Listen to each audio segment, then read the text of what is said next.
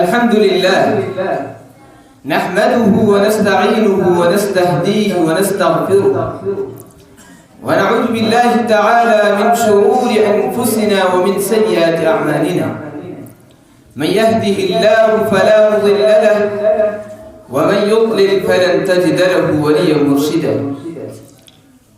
وأشهد أن لا إله إلا الله وحده لا شريك له خصنا بخير كتاب أنزل وأكرمنا بخير نبي أرسل وجعلنا بالإسلام خير أمة أخرجت للناس نأمر بالمعروف وننهى عن المنكر ونؤمن بالله.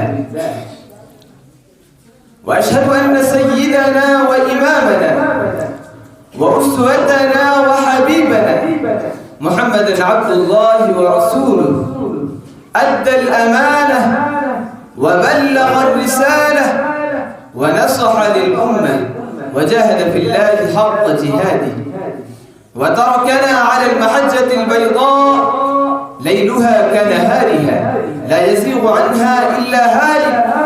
فمن يطع الله ورسوله فقد فاز فوزا عظيما ومن يعص الله ورسوله فقد ضل ضلالا مبينا.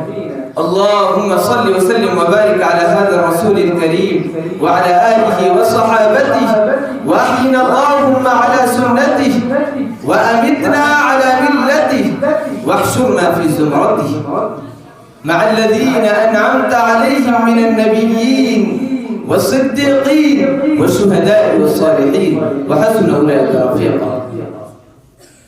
أما بعد فيا أيها الإخوة المسلمون، لا أدري بأي لسان أنطق وبأي لغة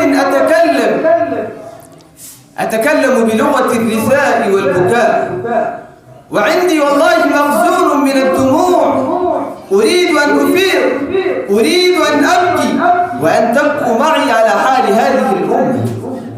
لا نريد أن نبكي على الأرواح التي أزهقت ولا على المساجد التي دمرت ولا على المنازل التي خربت ولا على الدماء التي سفكت ولا على الشهداء الذين سقطوا صرعا في سبيل الله.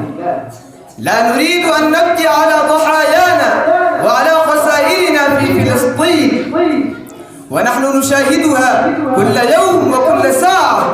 لم يعد لنا عذر كما كان لأسلافنا من قبل.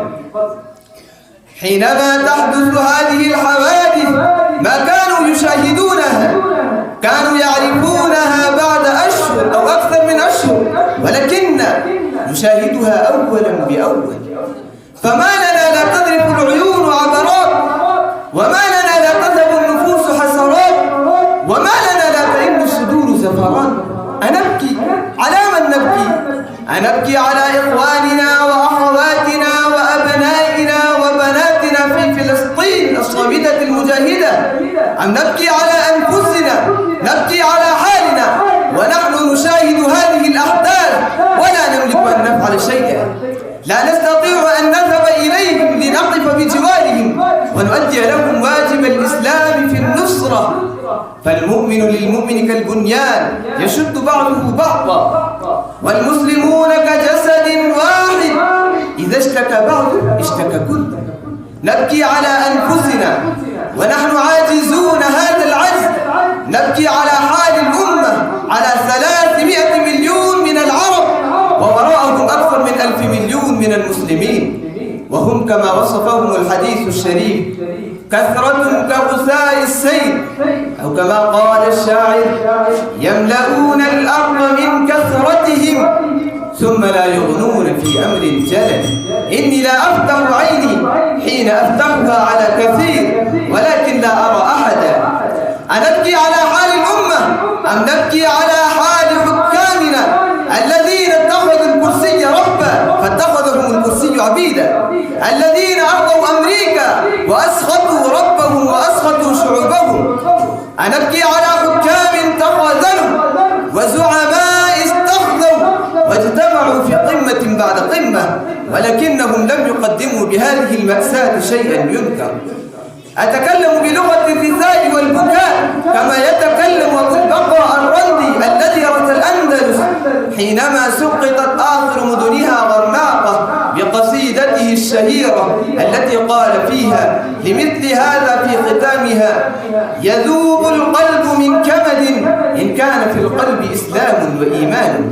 أتكلم بلغة الشكوى، وكثير ما يضطر الإنسان إلى الشكوى كما قال الشاعر: شكوت وما الشكوى لمثل عادة، شكوت وما الشكوى لمثل عادة، ولكن تفيض الكأس عند امتلائها. أتكلم بلغة الشكوى: والله إني لأشكو ثم أشكو ثم أشكو ولي كبد مقروحة، من يبيعني بها كبدا ليست بذات قروحي، أباها علي الناس لا يشترونها، ومن يشتري ذا علة بصحيح. لمن نشكو؟ لهيئة الأمم، وقد أصبحت أدوات في يد أمريكا لمجلس الأمن الذي يحفظ أمن العالم، وقد أصبح لعبة في يد أمريكا. لمن نشكو؟ أنا أكتفي بهذه الكلمات.